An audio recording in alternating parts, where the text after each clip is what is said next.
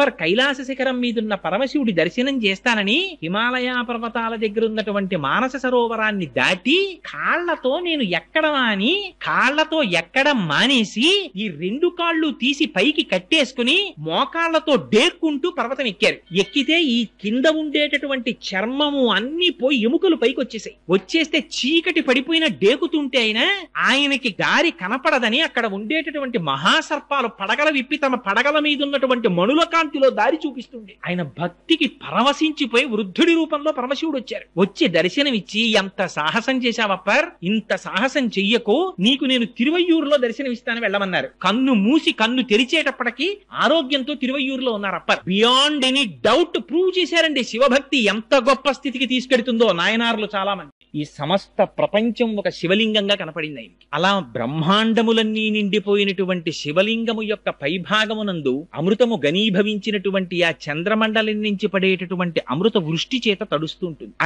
అది చల్లగా ఉంటే సమస్త ప్రాణులు చల్లగా ఉన్నట్లు లెక్క, సమస్త బ్రహ్మాండములలో ఉన్నవారు సంతోషంగా ఉన్నట్లు లెక్క. అందుకే శివలింగం మీద ధారాపాత్ర అని ఒక పాత్ర పెట్టి దానిలో నీరు పోసి దానికి కింద రంధ్రం ఏర్పరిచి సర్వకాలముల యందు దాంట్లోంచి జలములు జారి శివలింగం మీద పడేటట్టుగా ఏర్పాటు చేస్తారు. ఆ శివలింగం చాలా ఆశ్చర్యకరమైనటువంటి స్వరూపం. అసలు అది రూపముతో కూడినటువంటిది అందామా అంటే దానికి కళ్ళు లేవు, ముక్కు లేవు, చెవులు లేవు, నోరు లేదు. పోనీ రూపము లేనివాడు అరూపి, అసలు ఏమీ రూపం లేదండి అందామా, ఆయనకి రూపం లేకుండా లేడు. ఏదో ఒక లింగ స్వరూపం అని ఒక స్వరూపం ఒకటి ఉంది. పీఠం అంబమయం సర్వం శివలింగైశ్చ చిన్మయం సాకారంచ నిరాకారం నిర్గుణంచ గుణాత్మకం తత్వం తత్ పరమం బ్రహ్మ ఇది వేదాంత డిండిమహ అంటారు శంకరాచార్యుల వారు వేదాంత డిండిమల్లో. ఆ కింద ఉండేటటువంటి పీఠమంతా అమ్మవారు, పైన ఉండేటటువంటి చిన్మయ స్వరూపమే పరమశివుడు. వాళ్ళిద్దరూ విడివడి ఉండేటటువంటి స్వభావం ఉన్నవారు కారు, సర్వకాలముల యందు ఒకరితో ఒకరు కలిసి ఉంటారు.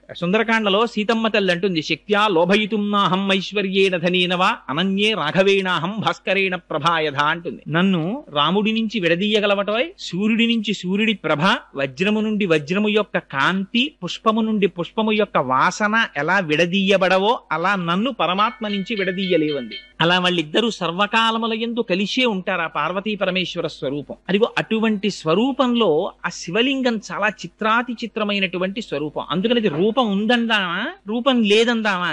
రూపము లేదనడానికి అక్కడ లింగ స్వరూపం ఉంది, రూపం ఉన్నదనడానికి దానికి కాళ్ళు చేతులు లేవు. అందుకని దాన్ని అరూపరూపి అన్నారు. రూపము లేదనడానికి లేదు, రూపం ఉన్నదనడానికి లేదు. మరి ఏమిటది అంటే అరూపరూపి. అందుకని అదేమిటి లింగము అంటే ఏమిటి గుర్తు? అనంత కోటి బ్రహ్మాండములు నిండిపోయినటువంటి పరమాత్మని మీరు దేనితో చూపిస్తారు? చూపించడం కుదరదు. అందుకని లింగియా ఒక గుర్తు పెట్టారంతే, ఇదే పరమాత్మ అని అభిషేకం చేస్తున్నారు. అందుకే ఉపాసన దగ్గరికి వెళ్ళేటప్పటికి లింగోపాసన ఒక స్థాయి పైన ఉంటుంది. ఆ ఉపాసకులని క్రింది స్థాయి ఉపాసకులు చెనకడం కష్టం. అందుకనది లింగోపాసనం అనేటటువంటిది సామాన్యమైనటువంటి విషయం కాదు. ఆయనే సాకారమూర్తిగా ఉన్నప్పుడు సాంబ సదాశివుడై దర్శనమిస్తారు. స అంబ అమ్మవారితో కలిసినటువంటి వాడై సగుణాకారంబుగా చూపవే చిన్నీరేజ విహారమత్వ మధుపా శ్రీకాళహస్తీశ్వర అంటాడు ధూర్జటి స్వామి. ఈ కన్నులతో చూడడానికి వీలుగా అమ్మవారితో కలిసి నాకు దర్శనం ఇవ్వవా అని అడుగుతాడు. అదిగో అలా కనపడినటువంటి స్వరూపాన్ని సాంబశివుడని పిలుస్తారు. అమ్మవారితో కలిసి ధవళవపుషమిందోర్ మండలే సన్నివిష్టం భుజగబలయహారం భస్మ దిగ్ధాంగదేహం మృగయ పరశు పాణిం చారు చంద్రార్థమౌళిం హృదయ కమల మధ్యే సంతతం చింతయామి అంటారు. ఒక రూపం కాదు పరమశివుడికి, అనేక రూపాలు, అనేక ఆయుధాలు. ఇందులో ప్రధానంగా ఒక చేతిలో మృగాన్ని పట్టుకుని, ఒక చేతిలో గండ్రగొడ్డలని పట్టుకుని, ఒక చేత్తో అభయముద్ర పట్టి, ఒక చేత్తో వరదముద్ర పట్టి ఉన్నటువంటి పరమాత్మని నేను సర్వకాలముల యందు నా చిత్తమునందు నిలిపి ధ్యానం చేస్తున్నాను అంటారు. ఆ శివ అన్నా ఆయనకి ప్రధానంగా శివ అని పిలుస్తాం. శివ అంటే శివం అంటే మంగళం. దానికి కొన్ని అర్థాలు చెప్పారు. మంగళము, కళ్యాణము, శ్రేయస్సు, భద్రము, ఈ అర్థములతో కూడినటువంటి మాటకే శివం అని పేరు. కాబట్టి శివ అంటే ఏమిటి? ఎక్కడెక్కడ శుభం కావాలని కోరుకుంటున్నారో అక్కడ శివారాధన జరిగి తీరవలే. ఎక్కడెక్కడ కళ్యాణము కావాలనుకుంటున్నారో అక్కడక్కడ శివారాధన జరిగి తీరవలే. ఎక్కడెక్కడ మీరు కళ్యాణము, భద్రము, శ్రేయస్సు, క్షేమము, యోగము, శాంతి వీటిని కోరుతున్నారో అక్కడక్కడ శివాభిషేకం జరుగుతూనే ఉండాలి. అందుకే పుట్టకోడిని నక్షత్రంలో పిల్లవాడు పుట్టాడండి, శివాభిషేకం చేసుకోండి. ఏమండి దుర్నిమిత్తములు కనపడుతున్నాయి, శివాభిషేకం చేసుకోండి. జాతకంలో రాకూడని గ్రహం వచ్చింది, పరమేశ్వరుడికి అభిషేకం చేయించుకోండి. నారుద్రో రుద్రమర్చయేత్. ఆయన్ని న్యాసం చేసుకుని ఆవాహన చేసుకుని అప్పుడు కూర్చుని శివాభిషేకం చేస్తారు. అదిగో అంత పరమ పవిత్రమైనటువంటి ఆ శివ అన్న నామం ఆయన సర్వకాలముల యందు శ్రేయస్సును చేకూరుస్తాడు. ప్రధానంగా విష్ణు భగవానుడి గురించి కీర్తించినటువంటి భాగవతంలో వ్యాస భగవానుడు ఒక కథ చెప్పారు. దేని గురించి చెప్పారు? దక్ష ప్రజాపతి చేసినటువంటి నిరీశ్వర యాగం గురించి చెప్పారు. అందరినీ పిలుస్తాను, శివుడు మాత్రం అక్కర్లేదన్నాడు దక్షుడు. చేసుకోమన్నారు. అడ్డెవరు వస్తారు? చేసుకో, దానికి ఉంది, నీ ఇష్టం, చేయమన్నారు. చేశాడు. ఏమైంది? చేస్తున్నది యజ్ఞం, కావలసినది యజ్ఞము యొక్క ఫలితం. యజ్ఞమనబడేటటువంటి కర్మ జడం, తనంత తానుగా అదేం ఫలితం ఇవ్వదు. ఆ కర్మ చేత ప్రీతి పొందినటువంటి భగవానుడు తత్సంబంధమైనటువంటి క్రతువుకు మంగళాన్ని ఫలితాన్ని ఇవ్వాలి. కానీ నాకు ఈశ్వరుడు అక్కర్లేదన్నాడు, నాకు శివుడు అక్కర్లేదన్నాడు. యాగం చేశాడు. ఏమైంది? చిట్ట చివరికి ఏ తల్లి అనంతకోటి బ్రహ్మాండములు నిండి నిబిడీకృతపై పరమశివుని యొక్క ఇల్లాలైందో అటువంటి తల్లి తనకి కుమార్తెగా పుడితే ఆ వైభవాన్ని గుర్తెరగలేక ఆవిడ్ని కూతురుగా విడిచిపెట్టుకున్నాడు. ఆ తల్లి ఒక్క మాట అంది చిట్ట చివర, అగ్నిగుండంలో ప్రవేశించింది. ఎవ్వరూ కూడా చిట్ట చివర శరీరాన్ని త్యాగం చేసేసే ముందు అప్పుడు అబద్ధం చెప్పవలసినటువంటి అవసరం ఎవరికీ ఉండదు కదండి. అప్పుడు సత్యమే పలుకుతారు. అంతకన్నా సత్యమే ఉండాలి. ఆ తల్లి ఒక మాట చెప్పింది, తెలిసి తెలియక దక్ష నువ్వు ఒక ఘోరమైనటువంటి పని చేశావు. ఏమిటి నువ్వు చేసినటువంటి? భవాద్వేష్టి నహో శివాహ శివేతిరహ. నువ్వు భవుడైనటువంటి పరమశివుణ్ణి ద్వేషించావు. ఆయనకి లింగ పురాణంలో భవ అంటే సంజీవనం సమస్తస్య జగత సలిలాత్మిక భవ ఇత్యుచ్యతే మూర్తిర్భవస్య పరమాత్మనః. ఆయన నీటి రూపాన్ని పొంది ఈ సమస్త జగత్తుని నిలబెడుతున్నాడు పరమశివుడు. నీరు లేకపోతే ఈ జగత్తు లేదు. అటువంటి పరమశివుణ్ణి, అటువంటి మంగళప్రదమైన మూర్తిని నువ్వు ద్వేషించావు. నాకు అక్కర్లేదు శివుడు అన్నారు. ఇది తెలియక చాలా మంది క్షేత్రాలకు ఎడతారు. పరమశివుడు అందమైన చిత్రం ఒకటి కొంటారు. మూడో నాడు ఎవరో చెప్తారు, తెలిసి తెలియని వాళ్ళు, ఏమండి ఇంట్లో శివుడి ఫోటో ఉండకూడదు, తీసుకెళ్లి పెట్టేయండి అని. శివాలయం ఒకటి తేరగా దొరుకుతుంది, తీసుకొచ్చి తెల్లవారేటప్పటికి శివాలయాల్లో పెట్టేస్తుంటారు. దాని గురించే భాగవతం మాట్లాడింది. అవి పిచ్చి పనులు. శివాలయానికి తీసుకొచ్చి శివుడి ఫోటో పెట్టేయడం ఏమిటి? నీకు మంగళం అక్కర్లేకపోతే, నీకు శ్రేయస్సు అక్కర్లేకపోతే, నీకు కళ్యాణం అక్కర్లేకపోతే, నీకు సుఖశాంతులు అక్కర్లేకపోతే నువ్వు శివుణ్ణి విడిచిపెట్టేసుకో, అభ్యంతరం ఏం లేదు. నీకు అశాంతి కావాలంటే, అమంగళమే కోరుకుంటే శివుడు నాకు అక్కర్లేదని చెప్పచ్చు. శివుడు అంటేనే మంగళం. అందుకని పోతన గారు, వ్యాసుల వారు నిర్ద్వందంగా చెప్పారు, నువ్వు శివుడు అక్కర్లేదని నిరీశ్వర యాగం చేశావు, అమంగళం జరుగుతుందని చెప్పి అమ్మవారు దేహత్యాగం చేసింది. ఏమైంది? మొదలెట్టిన యాగం తుదకి చేసినటువంటి దక్ష ప్రజాపతి యొక్క శిరస్సు తెగి కింద పడిపోయింది. మనకి నేర్పింది భాగవతం. శివకేశవుల మధ్య భేదాన్ని చూడకు, శివుడు వద్దని అనకు. శివుడు అంటేనే మంగళ స్వరూపము. ఆయన పేరు శంభుః. శం అంటే సుఖము, భావయతి శంభుః.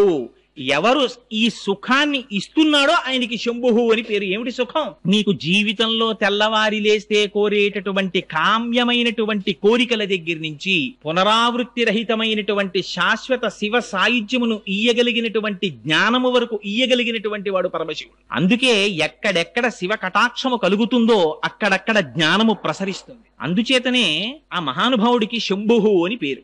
ఆయన ఎటువంటి శివుడుట? శివానంద లహరిలో శంకర భగవత్పాదాచార్యులు వారు ఒక స్తోత్రం చేశారు. ఆ స్తోత్రంలో అంటారు, భృంగీచ్ఛానటనోత్కటక్కరిమత గ్రాహీ స్ఫురన్మాధవ హ్లాదో నాదయుతో మహాసితవపు పంచేషు బాణాదృత సప్తక్ష సుమనోవనేశన పునఃసాక్షాన్మదీయే మనో రాజీవే భ్రమరాధిపో విహరతాం శ్రీశైల వాసీ విభు అంటారు. ఈ మనోరాజీవము, ఈ మనస్సనబడేటటువంటి పద్మములో విహరించేటటువంటి తుమ్మిద స్వరూపంతో ఉంటాట. ఈ లోపల ఉండేటటువంటి ఈ మన పుష్పం మంచి సుగంధంతో ఉండాలి, పరిమళ భరితమై ఉండాలి, స్వచ్ఛంగా ఉండాలి, మకరందంతో కూడినదై ఉండాలి. అందులో ఏది ఉండాలి? ఎప్పుడు భక్తి అనబడేటటువంటిది ఉండాలి. ఎక్కడెక్కడ భక్తి ఉంటుందో అక్కడ ఆ భక్తి అనేటటువంటి రసాన్ని స్వీకరించడానికి పరమశివుడు లోపల దాని చుట్టూ తిరుగుతూ ఉంటాట. అందుకని ఆ మనస్సు భక్తితో కూడిన నాడు మాత్రమే జ్ఞానమబ్బి మనోలయం అవుతుంది. లేకపోతే శంకర భగవత్పాదులంతటి వారు శివానంద లహరిలో ఎంత గొప్ప కోరిక కోరారంటే, సామాన్యమైన కోరిక కోరారా? నాకు స్వామి నరత్వం దేవత్వం నగవన మృగత్వం వశకత పశుత్వం కీటత్వం భవతు విహగత్వాది జననం సదాత్తత్ పాదాబ్జ స్మరణ పరమానంద లహరి విహారాసక్తం చేద్రూ దయమిహ కింతేన వపుష.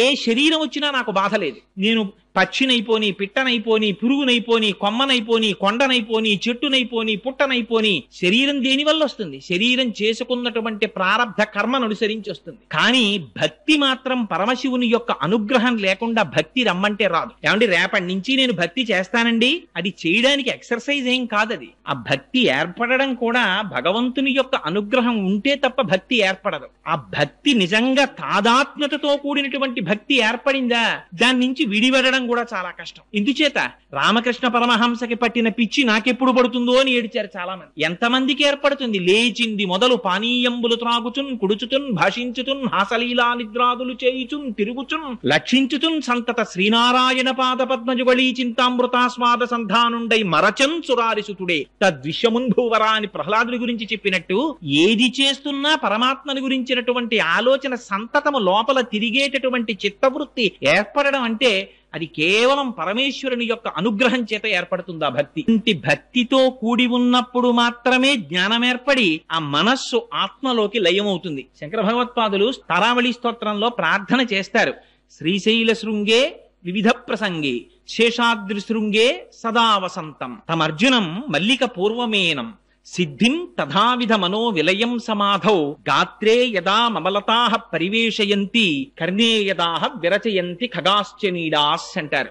ఎంత గొప్ప స్తోత్రమో చూడండి. నిజంగా మనిషి లోపల సంకల్ప వికల్ప సంఘాతమైనటువంటి మనస్సు పనిచేస్తున్నంత సేపు, తిరుగుతున్నంత సేపు ఏవీ దగ్గరికి రావడానికి భయపడతాయి. ఓ చీమ దగ్గరికి రాదు, ఓ తీగ దగ్గరికి రాదు, ఓ చెట్టు దగ్గరికి రాదు. కోరికల పుట్ట అయినటువంటి మనస్సు వెనక్కి నడిచి ఆత్మలోకి లయమై తను నిర్వికల్ప సమాధిలో ఏ కోర్కెలు లేనటువంటి ప్రశాంతమైనటువంటి చిత్తంతో నేను శ్రీశైల శృంగ కుహరేషకతోపలప్సే, ఏనాడు ఆ శ్రీశైల శిఖరములో ఉన్నటువంటి గుహలలో కూర్చుంటానో ఆనాడుట ఎటువంటిది జరుగుతుందిట?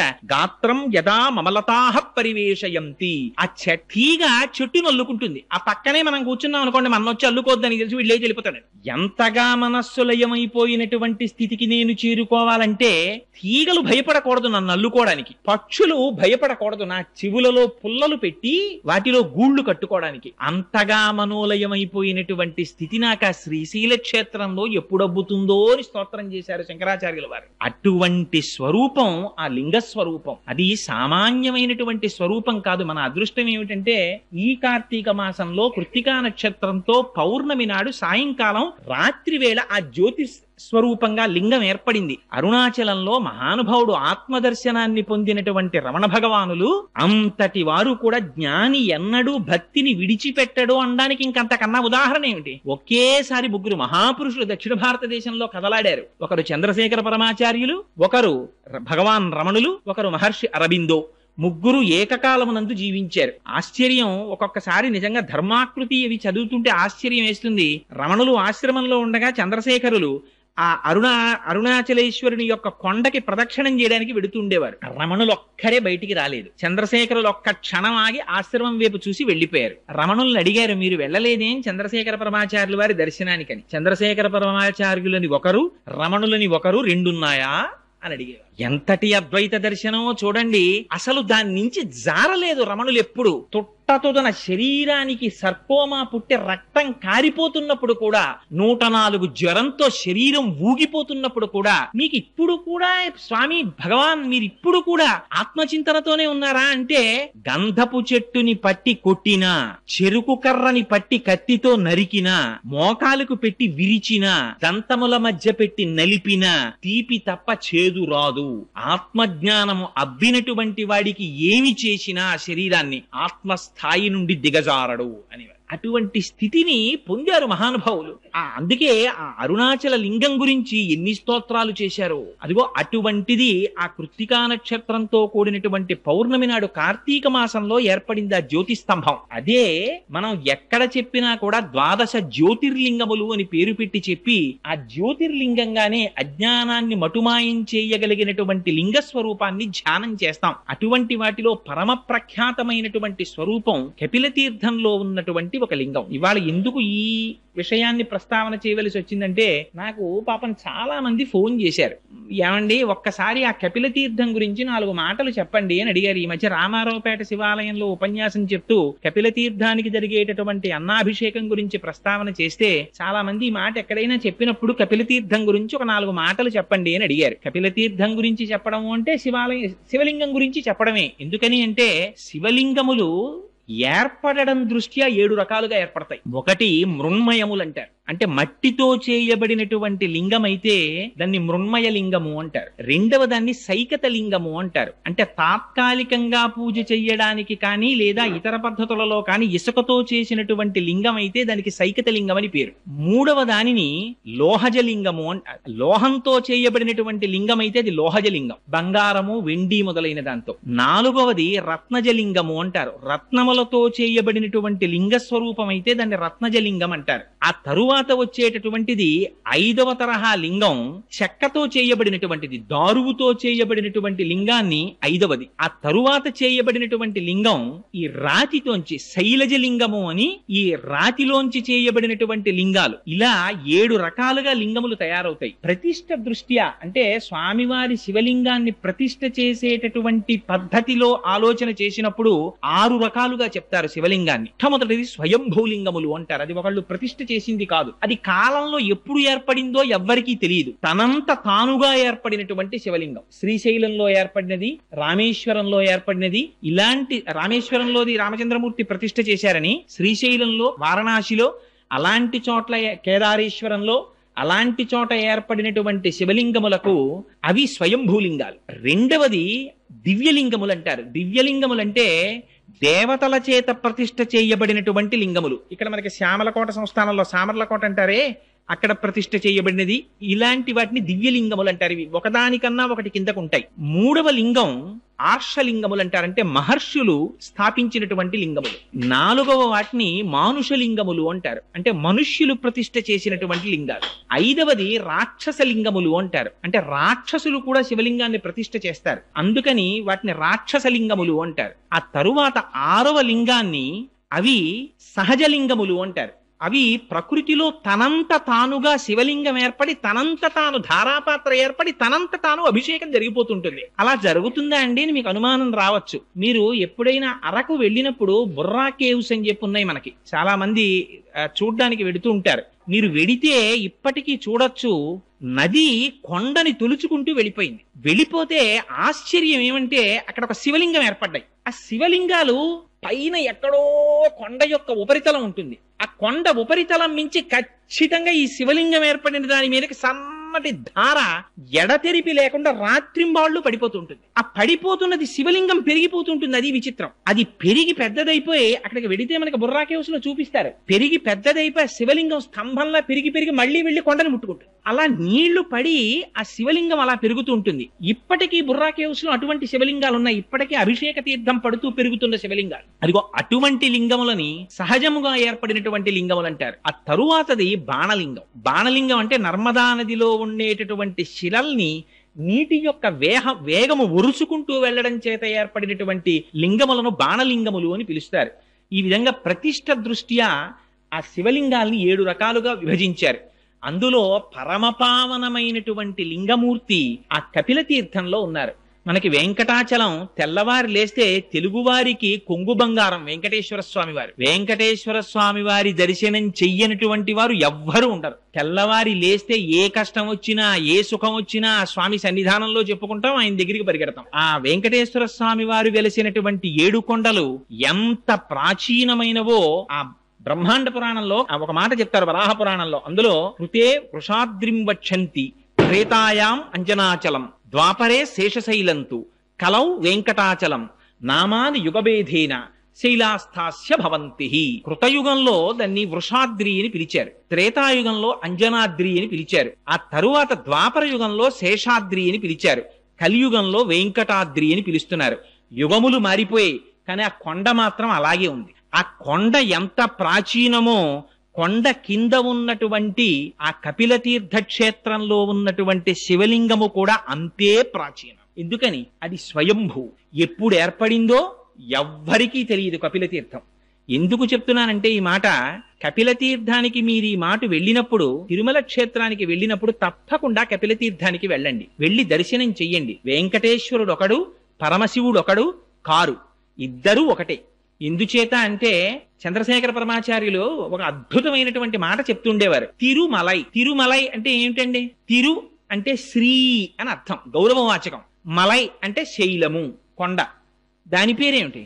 శ్రీశైలము. తిరుమల నంబి అని శ్రీ మహావిష్ణువుని కొలిచినటువంటి మహాభక్తులు తిరుమల నంబి. ఆయన్ని సంస్కృతంలో పిలవవలసి వస్తే శ్రీశైల పూర్ణులు అని పిలుస్తారు ఆయన్ని. ఇది శ్రీశైలమే. తిరుమలై అంటే శ్రీశైలం, శ్రీశైలం అన్నా శ్రీశైలమే. రెండు శ్రీశైలాలే. రెండు శ్రీశైలాల్లోనూ ఇక్కడ కరచరణాదులతో కూడినటువంటి స్వామి ఉన్నారు, అక్కడ కరచరణాదులతో కనపడనటువంటి అరూపరూపి అయిన పరమాత్మ ఉన్నారు. ఒకే పరమాత్మ ఏకస్త్వమేవ బహుధా భవభాసి లోకే నిశంకధీర్ వృషభకేతన మల్లినాథ శ్రీభ్రామరి ప్రియ సుఖాశ్రయ లోకనాథ అన్నట్టుగా ఒక పరమాత్మే రెండు రూపాలుగా దర్శనమిస్తున్నారు అక్కడ. అందుచేత రెండు కాదు ఉన్న పదార్థాలు. అందుకని ఆ కొండ ఎంత ప్రాచీనమో కపిల తీర్థంలో ఉన్నటువంటి స్వామి కూడా అంత ప్రాచీనం. ఆ కపిల తీర్థం ఎంత గొప్పదంటే, పూర్వకాలంలో ఎప్పుడో కృతయుగంలో కపిల మహర్షి పాతాళ లోకంలో శివలింగాన్ని ఒక దాన్ని, వెలిసినటువంటి శివలింగానికి పూజ చేసి ధ్యానం చేస్తుండేవారు. ఆ శివలింగం పెరుగుతూ పెరుగుతూ పైకొచ్చింది. అది భూమిని బద్దలు చేసుకుని పైకొచ్చింది. పైకొచ్చి ఇంకా ఇంకా పెరుగుతోంది. పెరుగుతుంటే కామధేనువు గబగబా పరిగెత్తుకొచ్చింది. బ్రహ్మగారు ఆవు రూపంలో వచ్చారు, శ్రీ మహావిష్ణువు గోపాల బాలుడి రూపంలో వచ్చారు. ఈ ఆవు క్షీరధారల్ని అభిషేకించింది, శ్రీ మహావిష్ణువు కాపు కాశారు. ఈ కామధేనువు వచ్చి తన కాలి గిట్ట తీసి శివలింగం మీద పెట్టి ప్రార్థన చేసింది. మా వర్ధస్య, స్వామి ఇక నువ్వు పెరగకు అని అడిగింది. ఇప్పటికీ కూడా కపిల తీర్థంలో ఉండేటటువంటి శివలింగం తల మీద కాలి గిట్ట యొక్క ముద్ర ఉంటుంది. అలాగే సజ్జోజాత అఘోర తత్పురుష వామదేవ ఈశానములనేటటువంటి 5 ముఖాలతో చూస్తూ ఉంటాడు పరమశివుడు. 5 ముఖాల్లో ఆ పశ్చిమాభిముఖంగా ఉండేటటువంటి పరమశివుని యొక్క ముఖానికి, ఆ సజ్జోజాత మూర్తికి 3వ కన్ను ఆ శివలింగానికి ఇప్పటికీ కనపడుతుంటుంది. అది అలంకారం చేసినప్పుడు మనం అంతరాలయంలోకి వెళ్ళి స్పష్టంగా చూడడం కుదరదేమో అన్న ఉద్దేశ్యంతో దీనికి సంబంధించినటువంటి చిత్తరువులన్నింటినీ సభామంటపంలో పెట్టారు. దర్శించగలిగినటువంటి వాళ్ళు వెళ్లి దర్శించి ప్రార్థన చేయవచ్చు అని. అది శివలింగం మొట్టమొదట తెల్లగా ఉంటుంది, మధ్యలో పసుపు వర్ణంతో ఉంటుంది, బంగారు రంగుతో, పైన ఎరుపు వర్ణంతో ఉంటుంది. ఆ కపిల తీర్థంలో ఉండేటటువంటి కపిలలింగము ఎంత ప్రాచీనమైనటువంటి లింగమో, ఆ పక్కనే ఉండేటటువంటి కామాక్షి అమ్మవారు కూడా అంతే ప్రాచీనమ తల్లి. కామాక్షి అంటేనే, కామ అంటే అందమైన అక్షి కన్నులు కలది కాదు కాదు. కామ అంటే కోరికలను కేవలం తన చూపుల చేత ఇయ్యగలిగినటువంటి తల్లి. శంకరులు సౌందర్యలహరిలో స్తోత్రం చేస్తారు. నఖైర్నాక స్త్రీణాం కరకమల సంకోచ శచిభిః స్తరూణాం దివ్యానాం హసతయవతే చండిచరణౌ ఫలాని స్వస్థేభ్యః కిసలయ కరాగ్రేణ దదత దరిద్రేభ్యో భద్రాం శ్రియమనిష మహ్నాయ దదతౌ అంటారు. అమ్మ మాకు బెంగలేదమ్మా, మేము ఎక్కడున్నా సరే మాకు కామధేను అక్కర్లేదు, కల్పవృక్షం అక్కర్లేదు, అవన్నీ దేవతల దగ్గర ఉన్నాయి, వాళ్ళు ప్రార్థన చేస్తారు. మాకేం కావాలి, మాకేం బెంగలేదు, మేము ఎక్కడున్నా సరే మాకు ఆపదొచ్చిందా అమ్మా అని ఒక్క పిలుపు పిలుస్తాం అంతే. ఆ అమ్మ పాదాలను ఒక్కసారి తలుచుకుంటాం అంతే. ఎక్కడుంటే మాత్రం ఏమిటి, ఆ తల్లి దృష్టి ఎంత దూరం పెడుతుంది. శంకరులు అంటారు సౌందర్యలహరిలో, దృశాద్రాఘీయస్యాదరదలిత నీలోత్పల రుచ దవీయాంసం దీనం స్నపయ కృపయా మమపి శివే అనేనాయం ధన్యో భవతి నచతే అనిరియత వనేవా హర్మ్యేవా సమకర నిపాతో హిమకర అంటారు. ఈ బ్రహ్మాండములన్నీ ఎంత నిండిపోయాయో అంతకన్నా దాటి అమ్మవారి చూపు చూస్తూ ఉంటుందిట. దృశాద్రాఘీయస్యాదరదలిత నీలోత్పల రుచ, నల్ల కలువలు ఎలా ఉంటాయో అలా ఉంటాయిట అమ్మవారి కళ్ళు. అందుకని ఆవిడ కళ్ళకి కామాక్షి అని పేరు. కాదు కాదుట, కామాక్షి అంటే కామేశ్వరుణ్ణి చూసి చూసి కామేశ్వరుణ్ణి తన కన్నులుగా పెట్టుకుందిట. కాదుట, ఆవిడికి పంచకృత్యపరాయణ అని పేరు. సృష్టి స్థితి లయ తిరోధాన అనుగ్రహములను చేస్తుంది అమ్మవారు. ఆ తిరోధానం అంటే అణువుల కింద మార్చేస్తుంది ప్రపంచాన్ని, దాన్ని తనలో ఉంచుకుని మళ్ళీ తిరిగి ఉత్పత్తి చేస్తుంది, అది అనుగ్రహం అంటారు. అలా పంచకృత్యపరాయణ అయినటువంటి తల్లి పరమశివుడు లయమైపోయినటువంటి ప్రపంచాన్ని మళ్ళీ సృష్టించాలనేటటువంటి భావన ఏర్పడినప్పుడు ఆ భావన తెలుసుకుని పరమశివుని యొక్క శక్తిగా వ్యక్తీకరింపబడినటువంటి స్వరూపానికి కామాక్షి అని పేరు. కాంచీపురంలో పీఠాది దేవత ఆవిడ. అటువంటి కామాక్షీదేవి అక్కడ వెలిసి ఉంది. మీకు ఆశ్చర్యకరమైన విషయం ఏమిటో తెలుసా అండి? ఎంతంత గొప్ప గొప్ప జ్వరాలు రానివ్వండి, ఎటువంటి తాపములు ఏర్పడనివ్వండి, ఎంత కాలానికి తగ్గనటువంటి జ్వరంతో బాధపడుతున్నవారు, ఎంత కాలానికి తగ్గనటువంటి వ్యాధులతో బాధపడుతున్నవారు. ఆ మధ్య కాలంలో నేను పేపర్లో ఒక సంఘటన చదివాను. ఒక ఆయన వెళ్లి హాస్పిటల్లో చూపించుకుంటే ఆయనకి ఎక్స్రే, ఈసీజీ అవి తీసి చాలా పరమ ఉపద్రవకరమైనటువంటి వ్యాధి ఒకటి పొడసూపుతోంది అని చెప్పి డాక్టర్లు నిర్ధారించారు. ఏమో ఉంటామో ఉండవో అనే అనుమానంతో ఆయన ఆపరేషన్ టేబుల్ ఎక్కే ముందు ఒక్కసారి కపిలతీర్థానికి వెళ్లి స్వామి దర్శనం చేద్దామని వెంకటాచలంలో వెంకటాచల ప్రభువుని, కపిలతీర్థంలో పరమశివుణ్ణి దర్శనం చేసి అక్కడ జలపాతం కింద స్వామి పుష్కరిణిలో స్నానం చేసి వెళ్లారు. వెడితే ఆయన్ని మళ్ళీ ఆపరేషన్ టేబుల్ మీదకి తీసుకెళ్లే ముందు చూస్తే అందులో ఇంతకు ముందు కనపడినటువంటి వ్యాధి కనపడలేదట. ఇది అబద్ధమని మీరు అనుకుంటారేమో. మీకు కాకినాడలోనే జరిగిన యథార్థమైన సంఘటన ఒకటి చెప్తాను. హైదరాబాద్ లో మహామహోపాధ్యాయ బిరుదాంకితులు పుల్లెల శ్రీరామచంద్రుడు గారని ఉన్నారు. ఆయన 5 సంవత్సరాల క్రితం ఆయనకి హార్ట్ స్ట్రోక్ వచ్చింది. వస్తే ఆయనకి ఎందరో ఐఏఎస్లు శిష్యులు ఉన్నారు. గబగబా ఆయన్ని తీసుకెళ్లారు హాస్పిటల్కి. సోమరాజు గారని చాలా ఫేమస్ కార్డియాలజిస్ట్. ఆయన చూసి, నువ్వు ఇంటికి వెడితే మరణిస్తావు, బైపాస్ సర్జరీ చెయ్యాలన్నారు. వేదమునందు ఆయనకి ఎంతటి నమ్మకం అంటే అదండి భక్తి అంటే, అది ధృతి అంటే. ఈ హృదయ పుండరీకమునందు ఇంతకాలం సీతారాములకి గుడి కట్టి పూజ చేశాను. అటువంటి గుండెకాయని నీ కత్తులతో కిలుకుతావా? మా స్వామి పాదములకు తగలదా కత్తి? వీల్లేదన్నారు అని పక్క దిగి వెళ్ళిపోయారు. వాళ్ళు ఇచ్చిన మందులు పొద్దున్న వేసుకుంటే మత్తుగా ఉంటుందని మధ్యాహ్న కాలం కూర్చుని వేదములలో ఉండేటటువంటి సూర్యమంత్రములన్నిటినీ తీసుకుని తత్తుల్యంగా వాటిలో ఆరోగ్యం భాస్కరాదిచ్చేత్ అద్భుతమైనటువంటి శ్లోకాలు రాశారు. రాసి వాళ్ళ నాన్నగారు మహాపండితులు, ఆయన ప్రార్థనా శ్లోకాలు చేశారట ఆయన శరీరంతో ఉన్నప్పుడు. మహానుభావుడు మన పట్టణంలో ఉప్పులూరి కామేశ్వరరావు గారని మీరు వినే ఉంటారు, ఫిజిక్స్ లెక్చరర్ గారు. ఆయన మహర్షి సదృశులు ఫిజిక్స్ లో. ఆయన వ్రాసినటువంటి ఆ శ్లోకాల్ని విని మొన్న హైదరాబాద్ లోను ఈ శ్లోకములు ఎట్టి పరిస్థితుల్లో చెక్కు చెదిరిపోకూడదని రామోజీ ఫిలిం సిటీ నుంచి ఒక ఆర్టిస్ట్ ని తీసుకొచ్చి, ఒక సింగర్ ని తీసుకొచ్చి వాటిని సీడీస్ చేశారు. ఒక పక్క నుంచి వేదమంత్రం పెడుతుంటుంది, ఒక పక్క నుంచి శ్లోకం పెడుతూ ఉంటుంది. అవి త్వరలో ఆవిష్కరింపబడబోతున్నాయి. ఆ క్యాసెట్స్ ఎంత శక్తివంతంగా వచ్చాయంటే ఆ క్యాసెట్స్, ఆ మంత్రాల్ని నమ్ముకొని ముందు వీటి ప్రయోగం నేను నా మీద చేసుకుంటానన్నారు శ్రీరామచంద్రుడు గారు. 5 సంవత్సరముల నుంచి పారాయణ చేస్తున్నారు. 70వ సంవత్సరంలో హార్ట్ స్ట్రోక్ వచ్చినప్పుడు హాస్పిటల్ కి తీసుకెడితే ఆపరేషన్ చెయ్యకపోతే ఒక రోజు బతకవని డాక్టర్ల చేత సర్టిఫై చేయబడినటువంటి వ్యక్తి 75వ సంవత్సరంలో ఇవాళకి కూడా ఆయన సంతోషంగా ఉన్నారు. నిన్న రాత్రి 11 గంటలకి నేను కామేశ్వరరావు గారితో మాట్లాడుతుంటే శ్రీరామచంద్రుడు గారి నుంచి హైదరాబాద్ నుంచి ఫోన్ వచ్చింది. ఆ ఫోన్ కి వారి వాణికి ఒక నమస్కారం చేశారు. అది విశ్వాసం అంటే. అందుకని కపిలతీర్థం అంటే సామాన్యమైన క్షేత్రం కాదది. అక్కడ పరమశివలింగముతో పాటుగా ఆనాడు పరమశివుడు జటాజూటంలో పట్టినటువంటి గంగ త్రిపథగయై మందాకిని, భాగీరథి, భోగవతి అనేటటువంటి పేర్లతో పాతాళానికి వెడితే ఆ భోగవతి మళ్ళీ పైకుబికి అక్కడే పుష్కరిణిగా ఏర్పడింది. అది ఎంత శక్తివంతం అంటే పార్వతీదేవితో పరమశివుడు ఒక మాట చెప్పాడు. పార్వతి, ఈ తీర్థము ఎంత గొప్పదో తెలుసా? ఇది సాక్షాత్తుగా కార్తీక మాసంలో ఏ రోజులు పరమ పవిత్రమైనటువంటి మనం భావిస్తామో, శనివారాలు, సోమవారాలు, నాగుల చవితి, పౌర్ణిమ, ఏకాదశి, ద్వాదశి మొదలైనటువంటి తిథులలో మధ్యాహ్నం 12 గంటల నుంచి 12 గంటల 10 నిమిషాల వరకు ప్రతి రోజు కూడా 3 లోకములలో ఉండేటటువంటి సమస్త పరమ పావనమైనటువంటి తీర్థములన్నీ వచ్చి అక్కడ చేరుతాయిట ఆ పుష్కరిణిలోకి. ఆ తీర్థములో స్నానం చేస్తే ఎంతటి వారికి కూడా శరీరమునకు పట్టినటువంటి పాపరాశి ధ్వంసమైపోతుందంటారు. అంత శక్తివంతమైన పుష్కరిణి. మీకు ఇంకొక విషయం చెప్పాలి.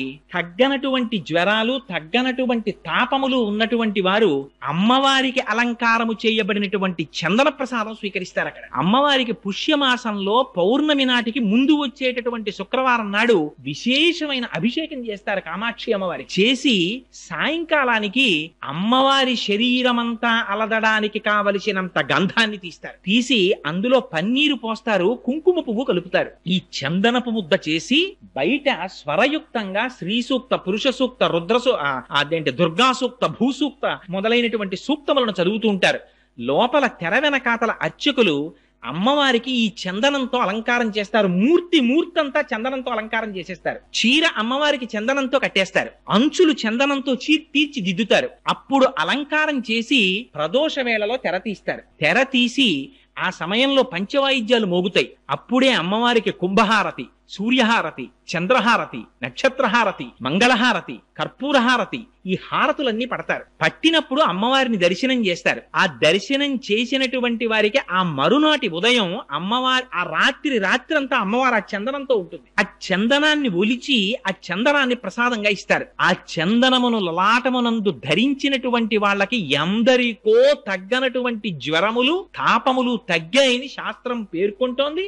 ఎందరిదో అనుభవం. అంత గొప్ప తీర్థం కపిల తీర్థం. అక్కడ స్వామికి గడిచిపోయినటువంటి ఆశ్వీజ మాసంలో పౌర్ణమి నాడు 250 కిలోల బియ్యం అన్నం వండుతారు. వండి ఆ అన్నంతో స్వామివారికి అన్నాభిషేకం చేస్తారు. ఆ చేయబడినటువంటి అన్నాభిషేకం అయిపోయిన తర్వాత కొంత అన్నాన్ని పైన శివలింగంగా తయారు చేస్తారు. మళ్ళీ చేసి కాయగూరలు కొయ్యకుండా వంకాయలు, గుమ్మడికాయలు, పొట్లకాయలు, ఆనపకాయలు ఇలాంటి వాటిని నీటిలో ఉడికించి అన్నలింగం మీద త్రిశూలాన్ని, నాగాభరణాన్ని వీటన్నింటినీ అలంకారం చేస్తారు. ఈ అలంకారం చేసి పైన ఉన్న శివలింగాన్ని తీసి మేళతాళాలతో తీసుకొచ్చి స్వామి పుష్కరిణిలో కలిపి ఆ మిగిలిపోయినటువంటి అన్నలింగం మీద ఉన్న అన్నాన్నంతటినీ తీసి అందులో ఈ కాయగూరలన్నింటినీ కలిపి ఆ ముద్ద తీసి ప్రసాదంగా ఇస్తారు. అటువంటి అన్నలింగ ప్రసాదమును ఎవరు స్వీకరిస్తున్నారో వాళ్ళకి ఎన్ని కోట్ల జన్మలకి కూడా ఆకలితో ఒకరి దగ్గరికి వెళ్లి చెయ్యి చాపి అడగవలసిన అవసరం లేకుండా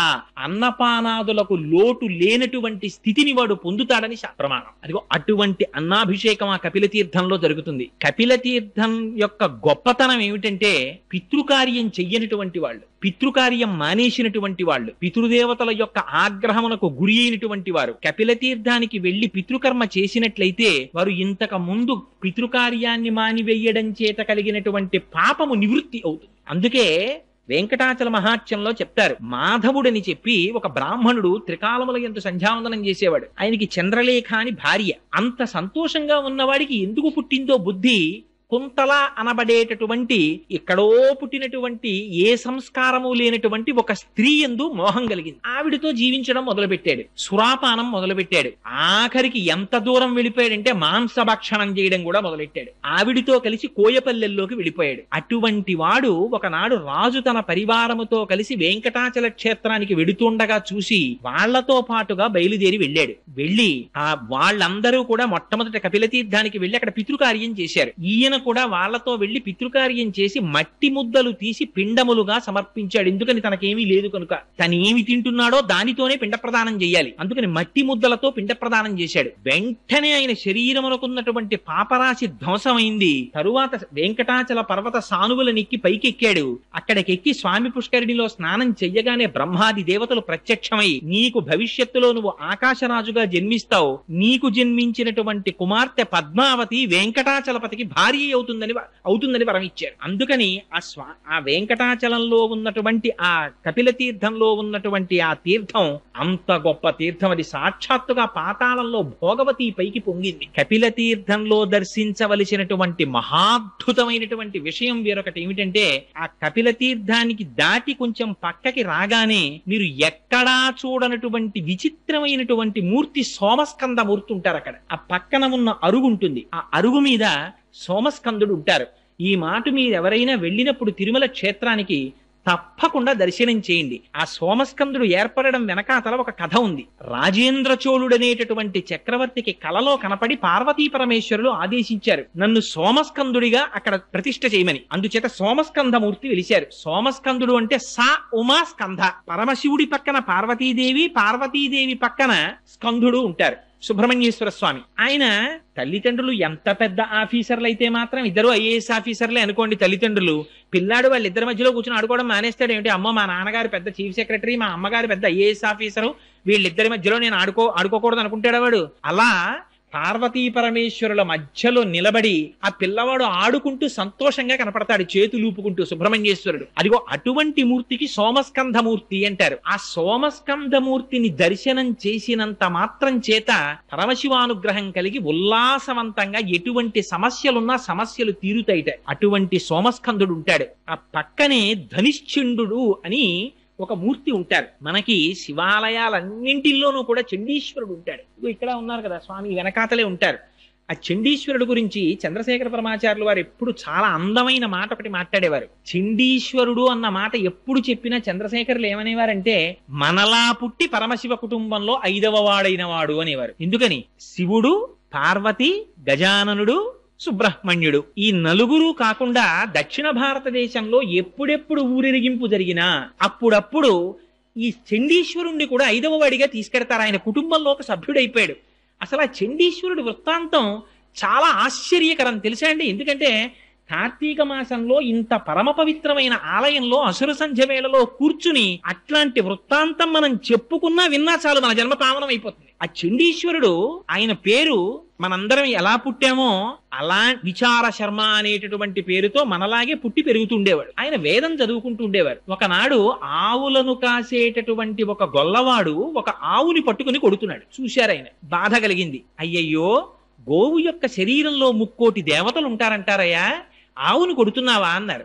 ఈ ఆవు సరిగ్గా పాలివ్వట్లేదు, ఇది మేత మెయ్యట్లేదన్నాడు.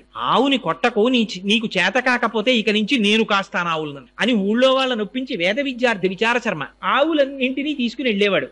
ఎంతగా పోషించాడంటే మహానుభావుడు, పుట్టల మీద ఏటి గట్ల మీద ఉండేటటువంటి గడ్డి కోసమని వెడితే పశువులకి ఇబ్బంది కలుగుతుందని ఆయన వెళ్ళి ఆ గడ్డి కోసి తెచ్చి ఆవులకి మేపేవట్ట. ఎప్పుడు వేదం చెప్పుకుంటూ కూర్చునేవట్ట. పరవశించిపోయి ఆవులన్నీ ఆయన దగ్గరికి వచ్చి తమకు ఉన్నటువంటి 4 శిరములలో ఒక శిరము నుంచి పాలు విడిచిపెడుతుండేవిట ఆయన తాగమని. ఆయన నేను త్రాగడం ఏమిటని దొన్నెలలో ఆ పాలు పట్టి తీసుకుని వెళ్లి ఓ చెట్టు కింద పెట్టి ఒక సైకతలింగాన్ని ఏర్పాటు చేసుకుని ఆకు దొన్నెలలో పువ్వులు తెచ్చి ఈ పాలతో పరమశివుడికి అభిషేకం చేసుకుంటుండేవాడు సైకతలింగానికి. ఒకనాడు అరణ్య మార్గంలో అటుగా వెళ్ళిపోతున్నటువంటి ఆ ఊళ్ళో ఉన్న ఒక వ్యక్తి చూసి ఈ పిల్లవాడు ఆవుల నుంచి వచ్చినటువంటి పాలని తీసి సైకతలింగానికి పూజ చేసి వృధా చేస్తున్నాడని వెళ్లి అక్కడ ఉండేటటువంటి ప్రజలతో చెప్పారు. వాళ్ళందరూ విచార శర్మ యొక్క తండ్రి గారిని గద్దించి అడిగారు, మీ పిల్లవాడు, అప్పటికి వాళ్ళకి శుభ్రంగా ఆవు పాలు వస్తున్నాయి, అయినా ఈ పిల్లవాడు కొన్ని పాలు వృధా చేసేస్తున్నాడని వాళ్ళకి బాధ. చెప్తే నాకు తెలియదు ఈ విషయం, రేపు నేను పరికిస్తానన్నాడు తండ్రి. అని బయలుదేరాడు. విచార శర్మ కూర్చుని ఆవుల యొక్క ఒక్కొక్క శరములోంచి వదిలినటువంటి పాలు పట్టి ఒక అత్తి చెట్టు కింద సైకతలింగాన్ని ఏర్పాటు చేసి దానికి అభిషేకం చేసుకుంటున్నాడు. మనస్సు లయమైపోయింది. ఇందాక చెప్పానే శ్రీశైల శృంగకుహరేషక దోపలప్సి అన్నట్టుగా అంతటా పరమశివుణ్ణి దర్శిస్తూ ఆ అభిషేకం చేస్తున్నాడు. నమక చమకాలు ఏముందండి అభిషేకంలో? నమక చమకాలన్నీ అన్నింటిలో నువ్వున్నావు, అన్నింటిలో నువ్వున్నావు, అన్నింటిలో నువ్వున్నావు, అన్నింటిలో నువ్వున్నావు, అంతే నమ్మకం అంటే. అంతా నువ్వే అని చెప్పడమే. పేన్యాయచ సికత్యాయచ చోరాయచ శిష్ప్యాయచ, ఇందులో లేడు. దొంగలో నువ్వే, దొంగలో నువ్వే, వడ్రంగిలో నువ్వే, నురుగులో నువ్వే, నీటిలో నువ్వే, నిప్పులో నువ్వే, అడవిలో నువ్వే, ఆ పైన మెరిసే మెరుపులో నువ్వే, విద్యుత్తులో నువ్వే, భూమి మీద నువ్వే, నువ్వు తప్ప ఇంకొకటి లేదని చెప్పడమే నమ్మక చమకాలు. అటువంటి దర్శనం చేస్తూ ఆ అభిషేకం చేసుకుంటున్నాడు.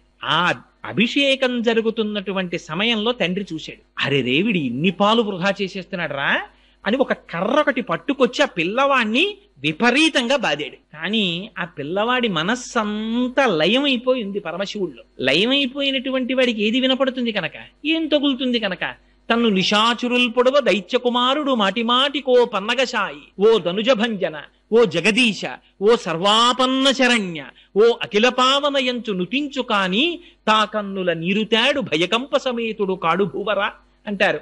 ఆనాడు ప్రహ్లాదుండి బాధిస్తే ఆ లక్ష్మీనారాయణుల్ని తలుచుకుంటూ ఆ బాధలన్నీ మరిచిపోతే స్వామివారు ప్రహ్లాదుండి రక్షించుకున్నట్టుగా పరమశివుడు రక్షించుకున్నాడు ఆ పిల్లాన్ని. చిట్ట చివర తండ్రికి అసహనం వచ్చింది. ఒరే కొట్టి కొట్టి నా చేతులు నెప్పెడుతున్నాయి కానీ వీడు అభిషేకం మానట్లేదురా అని అక్కడ ఉన్నటువంటి పాలకొండని తన కాలుతో తన్నాడు. ఆ కొండ పగిలిపోయేటప్పటికి పిల్లవాడు బహిర్ముఖుడయ్యాడు. వాడికి ఆగ్రహం వచ్చింది. దేనికి ఆగ్రహం వచ్చింది? నేను జయిస్తున్నటువంటి శివాభిషేకానికి అంతరాయం కల్పించాడు అని అక్కడ పశువులు కాసేటటువంటి కర్ర తీశాడు.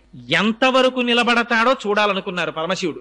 దాన్ని గొడ్డలిగా మార్చారు. కర్రో గొడ్డలో నాకు అనవసరం, చేస్తున్నటువంటి శివాభిషేకానికి అంతరాయం చేశాడు అని గొడ్డలి తీసి తండ్రి కాళ్ల మీదకి విసిరాడు. ఆ గొడ్డలి తగిలింది, కాళ్ళు తెగిపోయి తండ్రి కింద పడి రక్త ప్రవాహం జరిగి మరణించాడు. లెక్క పెట్టలేదు. మళ్ళీ అభిషేకం మొదలు పెట్టేశాడు. చూశారు పరమశివుడు ఆశ్చర్యపోయి, మహానుభావుడు ఆయన సగుణాకారంబుగా చూపవే అని ప్రత్యక్షమయ్యాడు. ఇంత పిల్లవాడివి, ఇంత భక్త్యా అని పొంగిపోయి తన చేతులతో ఆలింగనం చేసుకున్నారట. ఎప్పుడైతే శివస్పర్శ కలిగిందో తేజోమయ శరీరుడైపోయాడు. ఆయనకి వరం ఇచ్చారు పరమశివుడు, ఈనాటి నుంచి నీకు నాకు సమర్పించబడినటువంటి సమస్త పదార్థములు నీకు చూపించి స్వీకరించాలి. శివాలయంలో ఇదొక అలవాటు ఉంటుంది. ప్రతి వాళ్ళు వెళ్లి చండీశ్వరుడి దగ్గరికి వెళ్ళి ఇలా ఇలా ఇలా తప్పట్లు కొడతారు. ఎందుకండి ఆ తప్పట్లు అని అడిగాం అనుకోండి, ఆయనకి చెవుడండి అంటారు. ఆయనకి చెవుడేమిటి? అదో మహాపరాధం కూడాను. చండీశ్వరుడికి చెవుడని ఎక్కడా చెప్పలేదు. ఏమని చెప్పారంటే ఆయన ధనిశ్చండు అని చెప్పారు. శంకర భగవత్పాదులంతటి వారు సౌందర్యలహరిలో ఒక శ్లోకం రాశారు. రణేజిత్వా దైత్యానపహృత్రై కవచిభిః విశాఖేంద్రో పేంద్రో శశివిశిత కర్పూర చకలం అని. అందులో ఆ సుబ్రహ్మణ్యుడు మొదలైనటువంటి వాళ్ళు శత్రువుల్ని గెలిచి ఆ సంతోష వార్త చెప్పాలని గబగబా వచ్చేస్తున్నారు అమ్మ దగ్గరికి. వచ్చేసేటప్పుడు అమ్మ దగ్గరికి ఎడుతున్నాం, అమ్మ మూడు లోకములను పూజింపబడే తల్లి అని పైన హెల్మెట్ ఉంటుంది కదా, పైన పెట్టుకున్న కిరీటం, ఆ కిరీటాలు శిరస్త్రాణాలు ఇవన్నీ తీసేశారు. కానీ ఇది విప్పలేదట, కవచం విప్పలేదట. ఎందుకంటే కవచం విప్పుకోవడానికి కొంత టైం పడుతుంది. పిల్లలు ఇంటికి వస్తారు మధ్యాహ్నం అన్నానికి, 3వ క్లాస్ వరకు చదువుకునే పిల్లలు. వాడు ఇంటికి వస్తాడు, ఆకలి, అమ్మా అన్నం పెట్టేయమ్మా అంటాడు. ఆ బ్యాగ్ తీసి ఇంట్లోకి గుబేల్మని విసిరేస్తాడు, చాకలి మూట విసిరేసినట్టు. ఆ బూట్లు ఇప్పేసి గబగబా బయట వదిలి పారేస్తాడు. సాక్స్ మాత్రం విప్పడం. ఎందుకని అంటే కొంచెం కూర్చుని కిందకి లాక్కోవాలి, అది వాడే కింద పడిపోతాడు. అందుకని సాక్స్ తో ఇంటికి వచ్చేస్తాడు. ప్రతి తల్లికి పెద్ద బాధ ఏమిటంటే, ఒరే నీ సాక్స్ ఉతకలేక నేను బాధపడిపోతున్నాను రా అంటారు. అరికాళ్ళన్నీ మెట్టే. అది ఎక్కడ వరకు ఉందిట. అమ్మ దగ్గరికి తొందరగా వెళ్ళిపోవాలని సుబ్రహ్మణ్యేశ్వరుడు, శ్రీ మహావిష్ణువు మొదలైనటువంటి వారు కూడా పాపం దొరికిన వాడు ఎవరంటే ఈనోడు అమాయకు నందీశ్వరుడు. ఆయన మీద పెట్టేస్తుంటారు. చాలా దారుణాతి దారుణ. భక్తికి కూడా ఒక అర్థం ఉండాలండి. కార్తీక మాసంలో దీపం తీసుకెళ్లి కొంచెం పెద్ద ప్లాట్ఫామ్ ఉంటే నందీశ్వరుడి తోక కింద మన కింద పెడితే మనం కూర్చోగలమా? ప్రేమ ఎక్కువైపోయిందండి కోటేశ్వరారు, మీరంటే ఎంత ప్రేమో మాకు అని నా పృష్ఠభాగం వెనకాతల దీపం పెట్టి పురాణం చెప్పమని ఇలా వారేటప్పటికి ముందు భోజనాదులన్నీ అన్నపూర్ణాదేవికి రావడం అన్ని సిద్ధం చేసేస్తుంది. లేకపోతే ఈయన గబాలన బయటికి వెళ్ళిపోయి భవతి భిక్షాందే అంటే పరువు పోయేది అమ్మవారి. అందుకని ఇంట్లో అన్ని సిద్ధంగా చేసేసి ఉంచుతుంది ఆవిడ. గబుక్కుని బయటికి వెళ్ళిపోతారేమో ఈయనని. చంద్రశేఖరులంతటి వారు వ్యాఖ్యానంలో సంతోషపడిపోయారు. ఆ స్వామి స్వీకరించగా మిగిలిపోయినటువంటి పదార్థాల్ని మాత్రం ఇతరులు ముట్టుకోకూడదు. అవి నివృత్యై చండాంశ త్రిపురహర నిర్మాల్య విముఖై, అవి చండీశ్వరుడు స్వీకరిస్తాడు. ఆయనకి చూపించి తీసుకోవచ్చు. శివాలయంలో చాలా మంది ఏమనుకుంటారంటే, అమ్మో దీన్ని పట్టుకెళ్ళకూడదండి అని పట్టుకొచ్చి పాపం దొరికిన వాడు ఎవరంటే ఈనోడు అమాయకుడు నందీశ్వరుడు. ఆయన మీద పెట్టేస్తుంటారు. చాలా దారుణాతి దారుణ. భక్తికి కూడా ఒక అర్థం ఉండాలండి. కార్తీక మాసంలో దీపం తీసుకెళ్లి కొంచెం పెద్ద ప్లాట్ఫామ్ ఉంటే నందీశ్వరుడి తోక కింద మన కింద పెడితే మనం కూర్చోగలమా? ప్రేమ ఎక్కువైపోయిందండి కోటేశ్వరారు, మీరంటే ఎంత ప్రేమో మాకు అని నా పృష్ఠభాగం వెనకాతల దీపం పెట్టి పురాణం చెప్పమంటే ఎవడు కూర్చుంటాడు? అదే ఆ భక్తి అంటే. అరటిపండు ముక్క తెచ్చి ఆయన మూతికి పూసేయడం, అక్కడి నుంచి కోళ్ల మీద వాలే ఈగలన్నీ వచ్చి ఆయన మూతి మీద వాలుతూ ఉండడం, అదే నందీశ్వరుడు అంటే. నంది జీవుడికి సంకేతం, పరమశివుడు పరమాత్మకి సంకేతం. జీవుడికి ఆత్మకి భేదం పాటించకూడదు. అందుకని వృషస్య వృషణం స్పృష్ట్వా శృంగమధ్యే శివాలయం దృష్ట్వా క్షణం నరో యాతి కైలాసే శివ సన్నిధిం విధించింది శివాగం. కుడి చేత్తో నంది యొక్క అవయవాన్ని పట్టుకుని ఎడమ చేతితో నంది యొక్క 2 కొమ్ముల మీద బొటన వేలు చూపుడు వేలు పెట్టి ఒక్క లిప్త కాలం అంతకన్నా ఎక్కువసేపు పట్టుకోకుండా 2 శృంగముల మధ్యలోంచి శివలింగాన్ని దర్శనం చేసి శంభో శంకర అని విడిచిపెట్టి లోపలికెళ్ళాలి. వెళ్ళినప్పుడు అర్చకులకు తప్ప అన్యులకు అధికారం లేదు శివుడికి నందికి మధ్యలోకి వెళ్ళడానికి. ఒక పక్కకి నిలబడి నమస్కరించి వెళ్ళిపోవాలి. అంతేకాని దాని మధ్యలోకి దూరిపోవడం, ఆ రెండింటి మధ్యలో కూర్చుండిపోవడం, అక్కడ సాష్టాంగం పడిపోవడం అలా చెయ్యకూడదు శివాలయంలో. అందుకని ఆయన ఎప్పుడూ శివుణ్ణే చూస్తూ ఉంటాడు. రోహిణీ కార్తీ రానివ్వండి, వాన పడుతుండనివ్వండి, అల్పపీడనం ఏర్పడినివ్వండి, పెను తుఫాన్ రానివ్వండి, ఆయన ఎప్పుడైనా దుపటి కప్పుకోవడం పక్కకెళ్ళడం మీరు చూసారా? అలా ఉండదు. ఆయన ఎప్పుడూ శివుణ్ణే చూస్తాడు. నువ్వు ఏం చేస్తున్నా లోపల శివుణ్ణే దర్శించడం నేర్చుకో అన్నది నంది యొక్క సంకేతం. నంద ఇతి నందహ,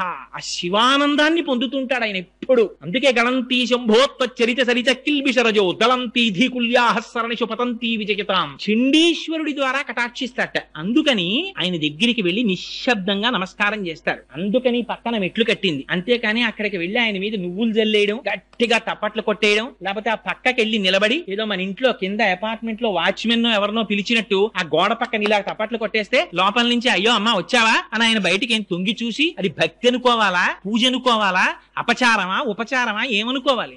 అక్కడ మెట్లు కట్టింది ఎందుకు? ఆ పక్క నుంచి మీరు వచ్చి తప్పట్లు కొట్టమనే. మెట్లు ఎక్కి అక్కడికి వెళ్లి నిశ్శబ్దంగా నిలబడి ఆయన సర్వకాలముల యందు శివనామ స్మరణలో ధ్యానమగ్నుడై ఉంటాడు. చిటికి చిన్నది వేయమన్నారు. ఇలాగా వేస్తే ధనిశ్చండుడని పేరు. ఆయన ధ్యానభంగమై నేత్రములు విప్పుతారట. విప్పితే ప్రసాదాన్ని చూపించమన్నారు. స్వామి వచ్చానయ్యా మహానుభావ చండీశ్వర శివధ్యాన పరాయణ శివ పూజా ఫలందేహి చండికేశ్వర నమోస్తుతే స్వామి నేను శివుణ్ణి ఆరాధన చేశానయ్యా, నాకు ఆ ఫలితాన్ని ఇప్పించవా అని అడిగి ఆయనకు ఒకసారి ఇలా చూపిస్తే శభాష్ చౌరా శివాలయానికి చాలా సంతోషం, మూట కట్టుకోబో ఫలితాన్ని అంటే ఆయనకి చూపించి తీసుకెళ్ళమన్నారు. శివ నిర్మాల్యాన్ని దాటినా పరమశివ నిర్మాల్యాన్ని తొక్కినా గత జన్మలలో చేసుకున్న పుణ్యం పోతుంది. మహిమ్నా స్తోత్రంలో చెప్పారు. అందుకే గంధర్వుడు జరిగిపోయాడు పుష్పదంతుడు. అందుకని శివ నిర్మాల్యాన్ని తీసుకొచ్చి ఎక్కడ పడితే అక్కడ పారేయడం అలా చెయ్యకూడదు. శివాలయంలో ప్రవర్తించవలసినటువంటి విధానం ఉంది. ఆ విధానంలో ప్రవర్తించి భగవంతుని యొక్క అనుగ్రహాన్ని పొంది వెళ్ళాలి నిశ్శబ్దంగా.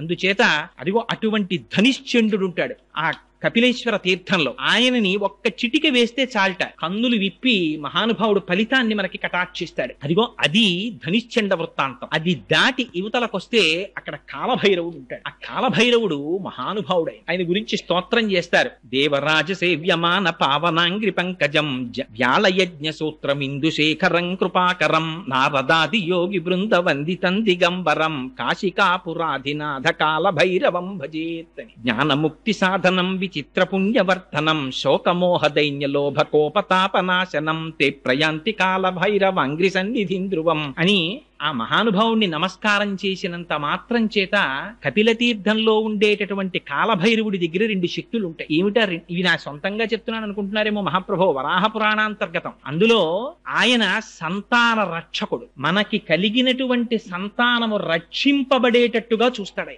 వాళ్ళకి ఎటువంటి ఉపద్రవం రాకుండా చూస్తాడు. 2 ఆ కాలభైరవుణ్ణి ఒక్కసారి దర్శనం చేసి ఎప్పుడైనా ప్రయాణించకూడనటువంటి సమయంలో ప్రయాణం చెయ్యవలసి వస్తే, అర్ధరాత్రి వేళ ప్రయాణం చేసినా, ప్రయాణంలో ప్రమాదం వచ్చినా ఒక్కసారి 3 మాటలు చెప్పమన్నారు. ఏమిటా మాటలు? కాలభైరవా నమోస్తుతే, కపిలేశ్వర నమోస్తుతే, కాశీ విశ్వేశ్వర నమోస్తుతే అని 3 మార్లంటే ప్రయాణంలో తేళ్లు కాని పావులు కాని విషక్రిములు కాని మన జోలికి రావుట. ప్రమాదములు ఏవైనా పొంచి ఉంటే తప్పుతాయిట. అటువంటి ఫలితమీయగలిగినటువంటి కాలభైరవుడు అక్కడ ఉన్నాడు. అక్కడే మాణిక్యవాచకరు ఉన్నారు. మనకి రేపు కార్తీక మాసం వెళ్ళిపోయిన తర్వాత మార్గశీర్ష మాసం వచ్చి ధనుర్మాసం వచ్చింది అనుకోండి, తిరుప్పావై ప్రారంభం అవుతుంది. మనందరం ఇటువైపు నుంచి వెంకటేశ్వర స్వామి వారి ఆలయానికి చేరుకుంటాం. అక్కడ మన గోవింద బాబు గారు, లక్ష్మణాచార్యుల వారు వీరందరూ చాలా అందంగా తిరుప్పావై చేస్తారు. ఇక్కడ కార్తీక మాసంలో సత్యనారాయణ గారు ఎంత అందంగా అభిషేకాలు అవి చేస్తారో, ఇది మన అదృష్టం వెంకటనగర్ లో ఉన్న వాళ్ళకి. చక్కగా 2 శివకేశవ ఆలయాలు 2 పక్క పక్కనే ఉండడం, 2 శ్రద్ధాభక్తులతో అర్చన చేయబడేటటువంటి పెద్దలు ఉండడం. అక్కడికి వెడితే తిరుప్పావై ఉంటుంది. అలాగే మనకి తిరువెంబావై అని ఆ ధనుర్మాసంలో పరమశివుడి దగ్గర స్తోత్రం చేస్తారు. ఇక్కడ అలవాటు లేదు కానీ తమిళనాట అంతా కూడా విశేషంగా స్తోత్రం చేస్తారు. తిరువెంబావై అందరికి నోటికొచ్చి ఉంటుంది. పరమ ప్రఖ్యాతమైన స్తోత్రం మాణిక్యవాచకర్రని అప్పర్రని ఆయన చేశారు. ఆయన సామాన్యులు కారు. కాళహస్తీశ్వర శతకంలో ధూల్చిటి ఉట్టినే చెప్పలేదండి ఆ మాటలు. కవి పుష్పంబగు అగ్ని మంచగు నాకూపారం భూమిస్థలంబగు శత్రుండతిమిత్రుడవు విషము దివ్యాహారమౌ నిన్నగా అవనీమండలి లోపలన్ శివ శివేచ్ఛాభాషణోల్లాసకిన్ శివ నీనామము సర్వవశ్యకరమౌ శ్రీకాళహస్తీశ్వర. శివా శివా అన్న 2 మాటలు జన్మనంతటినీ కూడా మన కష్టములను ఈడేర్చి మన్ని ఒడ్డు చేర్చగలిగినటువంటి బ్రహ్మాండమైనటువంటి నౌక ఆ శివనామం. అందుకే అప్పర్రని మనకి నాయనార్లు ఎలా అయితే వైష్ణవ సాంప్రదాయంలో 12 ఆళ్వార్లు ఉంటారో, శైవ సాంప్రదాయంలో 63 మంది నాయనార్లు ఉన్నారు. వాళ్ళు పరమశివ భక్తులు. అందులో పరమ ప్రఖ్యాతి వహించిన వారిలో అప్పరొకరు. వారిని వాగీశులు అంటారు. మరి తల్లిదండ్రులు చిన్నతనంలోనే మరణించారు. పాపం అక్కగారికి పెళ్లి కుదిరింది. తీరా పెళ్లి కుదిరిన తరువాత ఆ వరుడు మరణించాడు. నిశ్చితార్థం అయిపోయింది కనుక నేను ఇంకొక వివాహం చేసుకోనని తిలకాంబిక అని ఆవిడ అలా ఉండిపోయారు. ఈ తమ్ముణ్ణి పెంచితే ఈయన జైనుల్లో కలిసిపోయారు. కలిసిపోతే ఈవిడ రోజు శివాలయానికి వెళ్లి ప్రార్థన చేసేవారు. స్వామి మా తమ్ముడు మళ్ళీ శైవంలోకి వచ్చేటట్టుగా అనుగ్రహించు అని. ఒకనాడు పరమశివుడు ఆవిడికి స్వప్న సాక్షాత్కారం ఇచ్చాడు. ఇచ్చి శూలవ్యాధితో బాధపెట్టి నీ తమ్ముడిని తీసుకొస్తాను శైవంలోకి అన్నాడు. ఆయనకి శూలవ్యాధి బయలుదేరి అపారమైన కడుపు మంట నొప్పి. ఒకనాడు అక్కగారికి కబురు చేశారు. ఆవిడంది నేను రాను, నువ్వు జైనుల్లో ఉన్నావు, నువ్వు కానీ ఇక్కడికి వస్తే నేను శివాలయానికి తీసుకెళ్లి నీకు ఆ రుగ్మత పోయేటట్టు చేస్తానంది. ఆయన మొత్తానికి ఎవరికీ తెలియకుండా ఓ రాత్రి వేళ తెల్లబట్టలు కట్టుకుని అక్కడి నుంచి బయలుదేరి ఈవిడి దగ్గరికి వచ్చారు. శివాలయానికి తీసుకెళ్లారు. అభిమంత్రించినటువంటి రుద్రాభిషేకం చేసిన తర్వాత వచ్చే చిట్ట చివరి విభూతితో అభిషేకం చేసి ఆ విభూతి ఆయనకి ఇచ్చారు. అప్పర్కి. అప్పర్ నోట్లో వేసుకున్నారంతే ఆ శూలవ్యాధి పోయింది. ఆయన అపారమైన శివభక్తుడైపోయి పత్తికాయలు పాడారు. పాడుతుంటే ఈ విషయం జైనులకి తెలిసింది. తెలిసి మా దగ్గర నేర్చుకున్న మంత్రములతో మంత్రములతోటే శూలవ్యాధి పోగొట్టుకుని అవి శైవ మంత్రముల చేత తగ్గించుకున్నానని ప్రచారం చేస్తున్నాడు మహాప్రభు. అందుకని పిలిచి అప్పర్ని దండించమన్నారు రాజుని. కట్టేసి తీసుకొచ్చారు అప్పర్ని. తీసుకొచ్చిన తర్వాత ఏమయ్యా నువ్వు ఇలాంటి మాటలు చెప్తున్నావు కదా, నిన్ను శివుడు ఎలా రక్షిస్తాడో చూస్తాం, ఉడుకుతున్న సున్నపు గదిలో పారేయండి అన్నారు. పడేశారు. తీసుకెళ్లి పడేస్తే హాలాహలాన్ని మింగినవాడు నా ప్రభు, నాకేమిటి బెంగ అని శివుడి మీద పత్రికాలు పాడుతూ ఆ గదిలోకి వెళ్ళిపోయారు. మరునాటి వరకు కాపలా ఉన్నారు భటులు. తలుపులు తీశారు. మంచు గడ్డలా ఉంది లోపల. ఏసీ చేసేస్తే ఎలా ఉంటుందో అలా ఉంది గది. అందులోంచి బయటకు వచ్చారు అప్పర్. విషం కలిపిన అన్నం పెట్టారు. శివపత్రికం పాడుతూ తిన్నారు. ఆయనకి ఏం అవ్వలేదు. చివర ఆయన్ని ఏనుగుతో తొక్కించడానికి కాళ్ళు చేతులు కట్టి పడేశారు. ఏనుగుని తీసుకొచ్చారు. భద్రగజానికి ఉన్మత్తం వచ్చి అక్కడ ఉన్న జైనుల్ని సంహరించింది. అయినా వాళ్ళకి క్రోధం తీరక ఆయన కడుపుకి బండరాయి కట్టి కాళ్ళు చేతులు కట్టి సముద్రంలో పారేశారు. ఆయన ఆశ్చర్యం ఏమిటో తెలుసా అండి, ఆ కాళ్ళకి చేతులకి కట్టినటువంటి కాళ్ళు ఊడిపోయి ఆ పెద్ద బండరాయి మహాపద్మంలా సముద్రంలో తేలింది. దాంట్లో కూర్చుని అప్పర్ ఇంకొక శైవక్షేత్రాన్ని చేరుకున్నారు. ఆయనకు ఒక లక్షణం ఉండేది అప్పర్కి. జ్ఞాన సంబంధర్ అప్పర్ ఇద్దరు ఒక కాలంలో బ్రతికారు. చిత్రం ఏమిటంటే జ్ఞాన సంబంధర్ ఎప్పుడూ కూడా పత్రికలు అవి పాడుతుండేవారు, ప్రబోధం చేస్తుండేవారు. అప్పర్ అలా కాదు, వయసులో పెద్దవారు. అయినా సరే ప్రతిరోజు శివాలయానికి వెళ్ళినప్పుడు గుణపం పారా పట్టుకుని ఎడుతుండేవారు. వెళ్ళి అక్కడ ఉన్న ఏ పిచ్చి గడ్డో మొక్కలో ఏవో ఒకటి ఆలయాన్ని శుభ్రం చేసేవారు. పత్రికలు పాడి వచ్చేవారు. ఇద్దరూ కలిసి దక్షిణ భారతదేశంలో ఒక గొప్ప క్షేత్రానికి వెళ్ళారు. ఆలయం శిథిలం అయిపోయి కనపడింది. అలా కాదు, దీన్ని మనం బాగు చెయ్యాలనుకున్నారు. సాయంకాలం అయ్యేటప్పటికి పని చేసిన వాళ్ళందరికీ అన్నం పెడతామన్నారు. వీళ్ళ దగ్గర ఏముందని పెట్టడానికి? అందరూ పని చేస్తుండేవారు. అప్పర్ కూడా పనిచేసేవారు. జ్ఞాన సంబంధర్ మాత్రం పని చేసేవారు కాదు. ఇద్దరు కూర్చుని పత్రికలు పాడేవారు. తూర్పు గోపురంలో ఒక బంగారు నాణ్యం, పశ్చిమ గోపురంలో ఒక ఇప్పటికీ ఉన్నాయండి ఆ శివాలయాలన్నీ తమిళనాడులో. అప్పర్ వాళ్ళు పునర్నిర్మించిన ఆలయాలు. 2 బంగారు నాణ్యాలు దొరికేవి. జ్ఞాన సంబంధరికి దొరికినటువంటి బంగారు నాణ్యాన్ని బయటికి తీసుకెడితే వచ్చేటటువంటి డబ్బు కన్నా అప్పర్కి దొరికిన బంగారు నాణ్యంలో బంగారం ఎక్కువ ఉంది అని చెప్పి ఎక్కువ ధరిస్తుండేవారు వర్తకులు. అందులో ఎందుకు మీలిం ఎక్కువ ఉంది అని బాధపడి ఒకనాడు జ్ఞాన సంబంధర్ స్తోత్రం చేశారు పరమశివుణ్ణి. స్తోత్రం చేస్తే నువ్వు కేవలం స్తోత్రం మాత్రమే చేస్తావు. అప్పర్ అలా కాదు, కాయిక కష్టం కూడా చేస్తారు. తన శరీరాన్ని కూడా శివ కైంకర్యానికి ఉపయోగిస్తున్నాడు. అందుకే ఆ నాణ్యంలో మేలిమి ఎక్కువ ఉంటోందని పరమశివుడు తీర్పు చెప్పారు. అంతటి మహానుభావుడు అప్పర్. అందుకని అదిగో ఆయన ఉన్నారే, ఆయన మూర్తి దర్శనం మీరు చెయ్యి. ఆయన ఎంతటి గొప్పవారో తెలుసా అండి అప్పర్. అప్పర్ కైలాస శిఖరం మీదున్న పరమశివుడి దర్శనం చేస్తానని హిమాలయ పర్వతాల దగ్గర ఉన్నటువంటి మానస సరోవరాన్ని దాటి కాళ్లతో నేను ఎక్కడమా అని కాళ్లతో ఎక్కడం మానేసి ఈ 2 కాళ్ళు తీసి పైకి కట్టేసుకుని మోకాళ్లతో డేర్కుంటూ పర్వతం ఎక్కారు. ఎక్కితే ఈ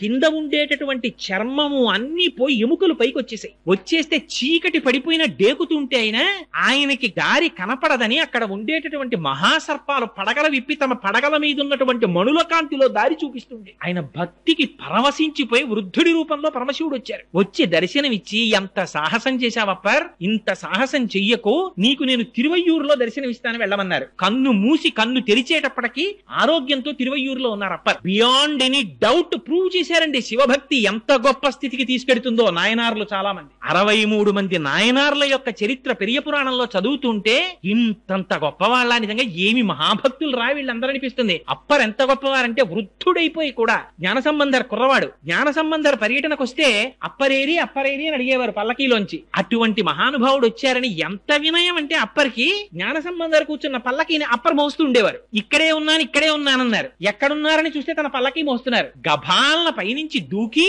ఆయన్ని కౌగిలించుకుని అప్పా అని పిలిచారు ఆయన్ని. అందుకని ఆయనకి అప్పర్ అని పేరు వచ్చింది. వాగీశుడు అని బిరుదు ఆయనకి. అటువంటి మాణిక్యవాచకర్ ఆ అప్పర్ వాళ్ళ విగ్రహాలు ఇప్పటికీ కూడా కపిల తీర్థంలో మీరు సాకారంగా చూడొచ్చు. అక్కడ ఎదురుగుండా ఉంటాయి. అక్కడే 2 బిల్వ వృక్షములు ఉంటాయి కపిల తీర్థంలో. ఆ 2 బిల్వ వృక్షములే పార్వతీ పరమేశ్వరుల యొక్క సాకార స్వరూపమని నమ్ముతారు. ఎందుచేత అంటే బిల్వ వృక్షం అపారమైనటువంటి ఐశ్వర్యాన్ని ఇస్తుంది. ఆ బిల్వ వృక్షం కింద కూర్చునే లక్ష్మీదేవి తపస్సు చేసింది. 5 చోట్ల మాత్రమే లక్ష్మీదేవి ఉంటుంది అని చెప్తారు. ఆ 5 ఒకటి మారేడు దళం. అందుకే మారేడు దళాలతో పరమశివుడికి పూజ చేయడం చేత కలిగేటటువంటి లక్ష్మీ ప్రసన్నత అపారమైనటువంటి ఐశ్వర్యం. చాలా మందికి ఒక తెలియని అపోహ ఒకటి ఉంటుంది. ఏమిటా అపోహ అంటే శివుడంటే శ్మశానవాసి, ఆయన శ్మశానంలో తిరుగుతూ ఉంటాడు, ఒళ్ళంతా శవ విభూతి రాసుకుంటాడు, ఒంటి మీదంతా పాములు వేసుకుంటాడు,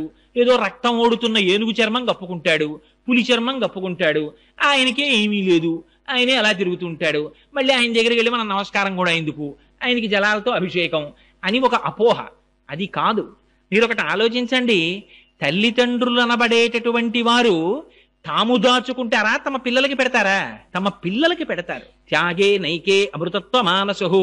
పరమశివుడు శ్మశానవాసి అంటే దాని అర్థం అంత పరమశివుడు, అంతటి మహానుభావుడు, కైలాసవాసి, హిమవంతుని యొక్క అల్లుడు, ఆయనకి జన్మ లేనటువంటి వాడు, బ్రహ్మమస్తకావలి నిబద్ధతే నమ శివాయ అని శంకరుల చేత స్తోత్రము చేయబడిన వాడు, కాలాతీతుడు. అటువంటి వాడికి ఉండడానికి ఓ 150 గజాల స్థలమే దొరకదండి ఆయనకి. శ్మశానవాసి అంటే అర్థం పరమశివుడు రుద్రభూమిలో ఉంటాడు, అదే ఆయన అడ్రస్. శ్మశానంలో ఉంటాడు తప్ప ఇంకెక్కడో ఉండడు, అందుకని శ్మశానవాసి కాబట్టి శివుణ్ణి పూజ చేయకండి అనేది దాని అర్థం.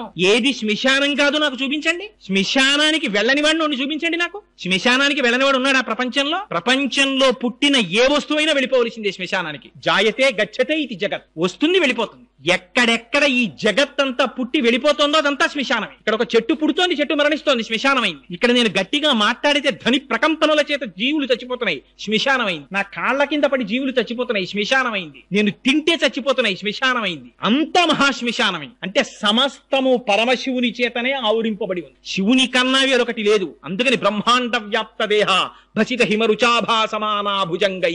వ్యాపకత్వంతో చెప్తే విష్ణు అంటాం, ఆయన్ని మంగళప్రదంగా చెప్తే శివుడు అంటాం. అందుకని లోపల శివం ఉన్నంతసేపే శివం, అది తీసేస్తే శవం. అది మంగళత్వం అంటే. అందుకని ఆయన శ్మశానవాసి అంటే ఆయన శ్మశానవాసి అండి నిజంగా ఎక్కడో శ్మశానంలో ఉంటాడనే దాని అర్థం. నిజంగా అలా ఉంటే ఇంకంతకన్నా గొప్ప ఉపకారం ఉందండి. ఎవడొస్తాడు మన వెనకాతల? ఒక్కడు వచ్చేవాడు లేడు. కింవానేన ధనేన వాజి కరిభి ప్రాప్తేన రాజ్యేన కింవా పుత్ర కళత్రమిత్ర పశుభిర్దేహేన గేహేన కిం జ్ఞాతైత క్షణభంగురం సపతిరోత్యాద్యం మనోదూరత స్వాత్మార్థం గురువాక్యతో భజ భజ శ్రీ పార్వతీ వల్లభం అంటారు శంకరులు. డబ్బు రాదు, మనం సంపాదించుకున్నటువంటి కార్లు రావు, వాహనములు రావు, రాజ్యం రాదు, తుట్టతుడకు మనదనుకున్న ఈ శరీరం రాదు, కొడుకు రాడు, కూతుళ్ళు రారు, భార్య రాదు. ఎవరొస్తారు? చేసుకున్న ధర్మము, పరమశివుని అనుగ్రహము తప్ప ఇంకొకటి రాదు మనతోటి. అంతటి మహానుభావుడు శంకరుడు.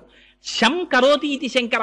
ఆయనకి శుభం చెయ్యడం తప్ప అసలు శంకరుడికి అమంగళం చెయ్యడం చేత కాదు ఆయనకి. అటువంటి వాడు శంకరుడు అంటే. అందుకే ఆయనకి మారేడు దళాలతో పూజ. మారేడు దళం అంటే లక్ష్మీ స్థానం. ఎక్కడెక్కడ మారేడు చెట్టు ఉంటుందో, ఎక్కడెక్కడ మారేడు దళం ఉంటుందో అక్కడక్కడ లక్ష్మీదేవి ఉంటుంది. అందుకని శంకరుడికి ఆ మారేడు దళంతో పూజ చేస్తారు. రెండవ లక్ష్మీ స్థానము పద్మం. పద్మములతో పూజ. అందుకే ఇప్పటికీ కపిలతీర్థంలో కామాక్షి అమ్మవారికి ఆ తామర పద్మాలతో పూజ చేస్తారు. ఆ పద్మము లక్ష్మీ స్థానం. మూడవది ఆవు యొక్క వెనుక భాగం. ఆవు యొక్క పృష్ఠభాగమునందు లక్ష్మీదేవి నివాసం ఉంటుంది. నాలుగవది స్త్రీ యొక్క పాపట. ఆ పాపటలో లక్ష్మీదేవి యొక్క స్థానం. అక్కడ లక్ష్మీదేవి నివాసం ఉంటుంది. అందుకని అది ఒకటి. ఇలా 5 స్థానాలు. ఒకటి ఆ బిల్వ వృక్షం.